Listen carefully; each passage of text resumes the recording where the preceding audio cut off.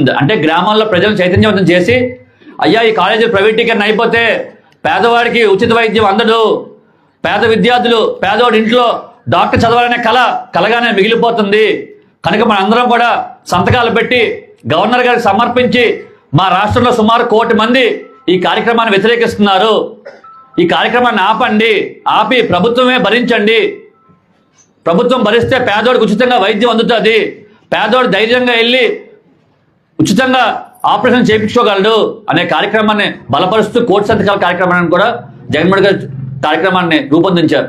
ఈ కార్యక్రమాన్ని ఇప్పటికే విస్తృతంగా గ్రామాన కూడా అందరూ కూడా చైతన్యవంతులయ్యి ఇప్పటికే చాలా సంతకాలు కూడా పెట్టడం జరిగింది.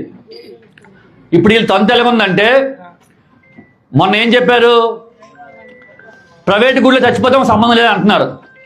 రేపు ఈ హాస్పిటల్ అన్నీ ప్రైవేటీకరణ చేసేస్తారు, ఈ 17 హాస్పిటల్ ప్రైవేటీకరణ చేసేసి ప్రైవేట్ హాస్పిటల్లో చచ్చిపోయారు మాకు సంబంధం ఏంటి అంటాడు, గవర్నమెంట్ ఆసుపత్రి కాదు కదా అంటాడు.